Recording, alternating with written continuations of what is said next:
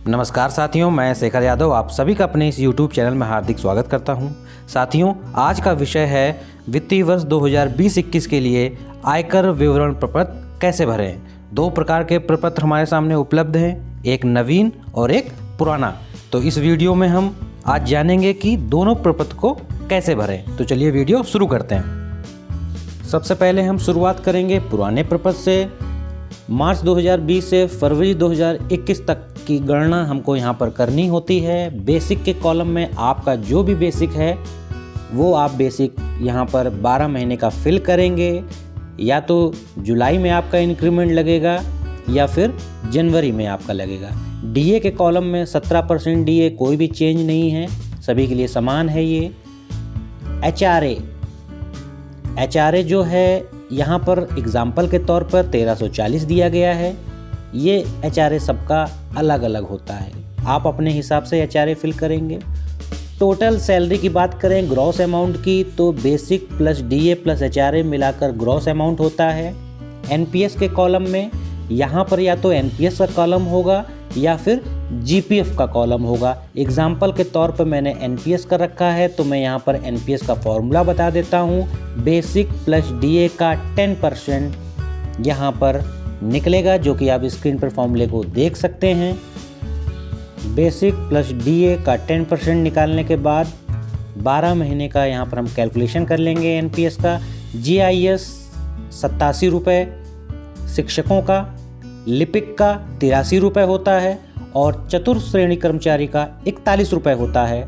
तो अपने हिसाब से आप यहाँ पर फिल कर लेंगे 12 महीने का। आईटी एडवांस में यहाँ 0 मैंने एग्जाम्पल के तौर पे दिया है। जिन लोगों का अग्रिम टैक्स प्रत्येक माह की सैलरी से कटता है वो यहाँ पर शो कर लेंगे। बट ध्यान रखने वाली बात है कि सिर्फ दिसंबर 2020 तक ही आप शो करेंगे, क्योंकि ये प्रपत्र आप जनवरी में जमा करेंगे तो जनवरी में आपकी सैलरी से डिडक्ट हो जाएगा, तो आपको शो नहीं करना है। यानी कि जनवरी और फरवरी को छोड़ देना है और दिसंबर माह तक आपको अपना अग्रिम टैक्स यहाँ पर शो करके टोटल कर लेना है।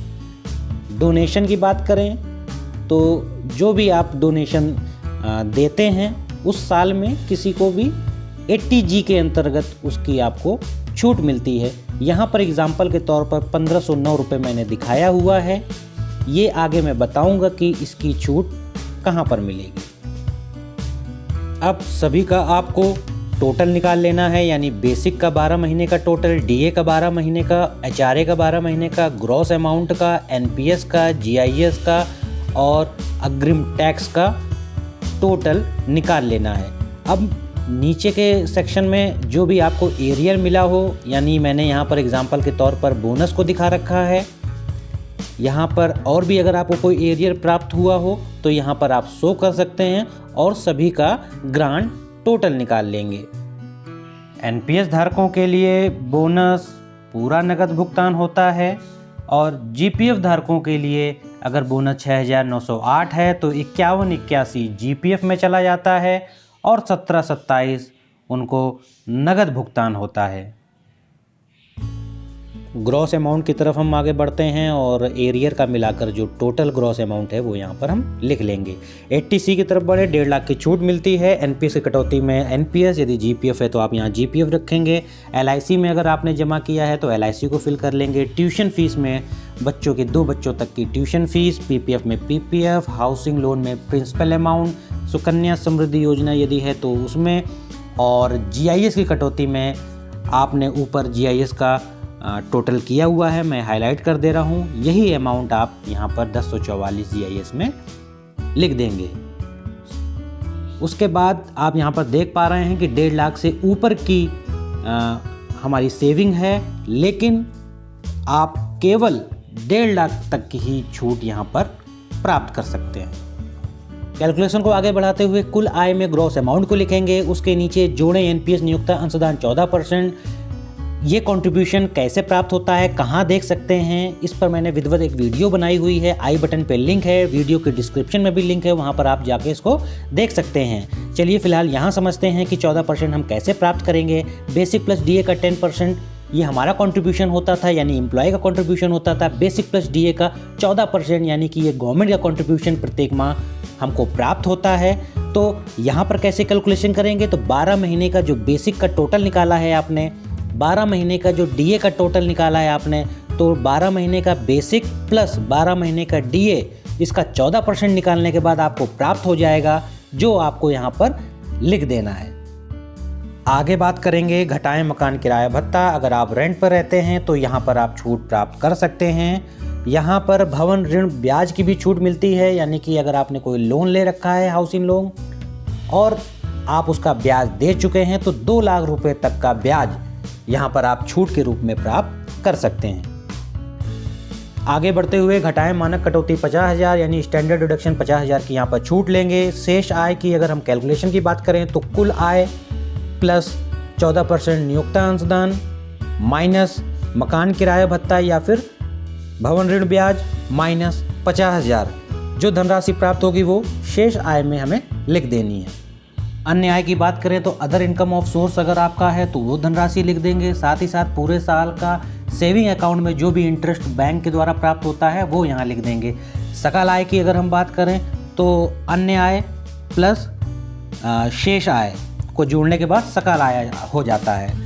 अन्य आय में जो आपने अपना बैंक का ब्याज दिखाया था, अन्य छूट में 80TTA के अंतर्गत 10,000 की छूट आप ले सकते हैं। 80C की हम बात करें तो 1.5 लाख रुपए तक की छूट मिलती है। अगर आपका इन्वेस्टमेंट 1.5 लाख से कम है तो यहाँ पर आप 1.5 लाख से कम लिखेंगे, और 1.5 लाख या 1.5 लाख से ऊपर है तब भी आप यहाँ पर 1.5 लाख लिखेंगे, इससे ज़्यादा आपको छूट नहीं मिलेगी। विकलांग छूट में विकलांग छूट लिख सकते हैं आपको जो प्राप्त हो। घटाएं एनपीएस में नियोक्ता अंशदान 10% 80CCD2 के अंतर्गत, यानी कि अभी आपने टोटल मैंने आपको बताया था कि एनपीएस का 12 महीने का जो ग्रॉस अमाउंट आपने लिखा था एनपीएस का, वो आपका 12 महीने का, तो वो अमाउंट आपको यहाँ पर नोट कर लेना है। मैं ऊपर स्क्रीन पे आपको दिखा देता हूँ कि इस जगह आपने अभी कैलकुलेशन में निकाला था कि 12 महीने का आपका एनपीएस टोटल कितना होता है, यही अमाउंट आपको वहाँ पर लिख लेना है। आगे हम बात करेंगे अन्य छूट, यानी कि इसमें 80D मेडिक्लेम आ जाता है। 80G जो भी आपने डोनेशन दिया हो, जो कि मैंने अभी 1509 रुपये बताया था एग्जाम्पल के तौर पे, उसकी छूट यहाँ पे ले सकते हैं। 80CCD1B के अंतर्गत एनपीएस का 50,000 रुपये तक की छूट ले सकते हैं। इसको थोड़ा सा डिटेल में समझते हैं। अगर आपकी 80C के अंतर्गत जो सेविंग है वो 1.5 लाख से ऊपर चली जाती है, यानी कि आपने वहाँ एनपीएस भी दिखाया हुआ है, सारी चीज़ें दिखाने के बाद सपोज़ 1,60,000 चली जाती है, तो चूँकि 50,000 तक की छूट आप प्राप्त कर सकते हैं, तो 10,000 रुपये जो आपका रिमेनिंग है वो आप यहाँ पर दिखाकर 80CCD1B के अंतर्गत एनपीएस में छूट ले सकते हैं, जो कि 50,000 रुपये से ऊपर की छूट आपको यहाँ प्राप्त नहीं होगी एनपीएस में। चलिए अब हम आगे बात करते हैं। कुल योग की बात करेंगे तो यहाँ पर 80C के अंतर्गत जो छूट मिली है प्लस विकलांग छूट प्लस नियोक्ता अंशदान 10% की जो धनराशि लिखी है प्लस अन्य छूट, यानी कि यहाँ पर 80D plus 80G plus 80E plus 80CCD1B के अंतर्गत जितनी भी छूट हैं, मैंने आपको ऊपर बताया था कि ब्याज जो मिलता है बैंक का उसमें 10,000 रुपये तक की छूट है, वो भी इसी में सम्मिलित है। उन सब की धनराशि को जोड़ने के बाद कुल योग में यहाँ पर हम सबको जोड़कर लिख लेंगे। फाइनली अब हम निकालेंगे अपनी कर योग आय। कर योग आय निकालने के लिए सकल आय माइनस कुल योग। कुल योग क्या है, जो कि हमने सारा छूट लिया था उसका एडिशन है, वो हम इसमें माइनस करेंगे तो हमारा निकल के आ जाएगा कर योग आय। इसी कर योग आय के बेसिस पे आगे की टैक्स कैलकुलेशन बनेगी। चूँकि यहाँ पर 5 लाख से कम है तो हमारा टैक्स यहाँ नहीं बनेगा।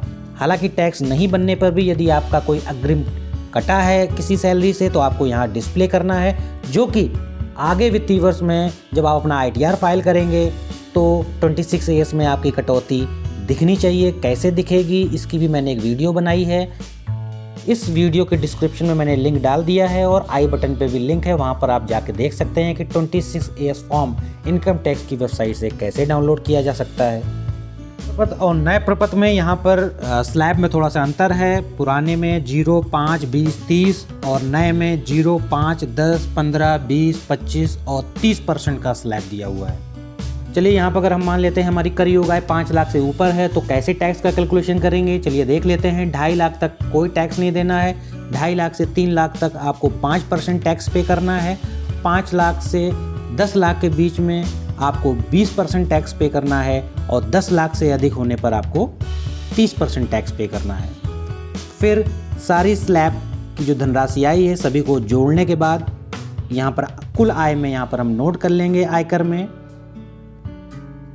आयकर धारा छूट 87A, इसका कोई मतलब नहीं है क्योंकि 5 लाख से कम होने पर वैसे भी 0 हो जाएगा सारा कैलकुलेशन। तो हम आगे बढ़ते हैं। 4% यानी कि जो हमारी टोटल आयकर निकला था उसका 4% निकालेंगे, जो स्वास्थ्य एवं शिक्षा उपकर में हमारा जाएगा। जो अमाउंट 4% निकलेगा वो प्लस जो हमारी कुल आय निकली थी, कुल आयकर निकली थी, उसको जोड़ने के बाद हमारा देय आयकर बनता है। घटाएं धारा 89(1) की छूट। 89(1) की छूट क्या है? जो आपको पुराना वित्तीय वर्ष का कोई एरियर मिला हो 10E के तहत जो आपको छूट मिलती है वो यहाँ पर नोट करने के बाद नीचे घटाएं अग्रिम आयकर, जो आपका टैक्स आपके वेतन से कटा था वो। उसके बाद आगे हम देखेंगे शुद्ध देय आयकर कैसे निकालेंगे। देय आयकर माइनस 89(1) की छूट माइनस घटाएं अग्रिम आयकर, इन सभी की धनराशि को घटाने के बाद शुद्ध देय आयकर निकलेगा, जो कि आपको अब फाइनल टैक्स पे करना है। चलिए अब हम आगे बात करेंगे दूसरे प्रपत्र यानी कि नवीन प्रपत्र के बारे में। पूरे महीने के वेतन की गणना ठीक उसी प्रकार करेंगे जो आपने अभी पहले की थी। ग्रॉस अमाउंट से हम कैलकुलेशन को यहाँ शुरू कर देते हैं। यहाँ पर आपको एक बात समझना है कि 80C के तहत जो छूट मिलती थी वो पूरा कॉलम हटा हुआ है, यानी कि आपको यहाँ पर किसी भी प्रकार की छूट 80C के अंतर्गत नहीं मिलेगी। कुल आय यानी कि जो ग्रॉस अमाउंट है वो लिख लेंगे। जोड़े NPS नियोक्ता 14%, जैसा मैंने पहले बताया था 14% यहाँ पर नोट कर लेंगे। अन्य आय यानी कि जो भी आपकी स्रोत है अन्य, वो नोट करेंगे। सकल आय यानी कि कुल आय प्लस NPS 14% प्लस अन्य आय को जोड़ के सकल आय हमको प्राप्त हो जाएगी। उसके बाद घटाएं NPS में नियोक्ता अंशदान 10%, इसका भी कैलकुलेशन मैंने अभी आपको बताया था, वो अमाउंट भी यहाँ नोट कर लेंगे NPS की। उसके बाद का जो सेक्शन है वो है हमारा कर योग आय कैसे निकलेगी। सकल आय में 10% अंशदान घटा देंगे तो हमारी कर योग आय निकल कर आ जाएगी। पुराने अगर प्रपत्र में हम देखेंगे तो हमारी कर योग आय देखिए कितनी थी और नए वाले प्रपत्र में हमारी कर योग आय कितनी है, यानी कि दोनों तरफ से मैंने फॉर्म भरा सेम बेसिक वगैरह लेकर, तो मुझे समझ में आ गया कि इस हिसाब से मुझे पुराना वाला भरना है। आप भी अपना कैलकुलेशन करके देख लीजिएगा दोनों प्रपत्र से भर के, जिसमें आपको फ़ायदा लग रहा हो वही प्रपत्र आपको भरना है। तो चलिए कर योग आय यहाँ पर जो निकल कर आया है हमारे सामने उस पर हम आगे की गणना कर लेते हैं। 2.5 लाख पर कोई छूट है, कोई भी टैक्स नहीं कटेगा। 2.5 से 3 लाख पर 5% का टैक्स कटेगा। 5 लाख से 7.5 लाख पर 10% और 7.5 लाख से हमारा 10 लाख तक 15% और 10 लाख से 12.5 लाख पर 20%, 12.5 लाख से 15 लाख पर 25% और 15 लाख से अधिक होने पर 30% का टैक्स हमको पे करना होगा। आगे की गणना पहले की तरह टोटल आयकर का योग निकाल लेंगे। यहाँ पर हम कुल आयकर निकल कर आ गया है। 4% हम स्वास्थ्य एवं शिक्षा उपकर निकाल लेंगे। देय आयकर हमारा बनकर आ जाएगा। कुल आय प्लस स्वास्थ्य एवं शिक्षा वाला 4% जोड़ने के बाद हमारा ये देय आयकर है। 89(1) की छूट अगर है तो वो लिख लेंगे, अग्रिम आयकर लिख लेंगे और यहाँ पर शुद्ध देय आयकर हमारा निकल कर आ जाएगा।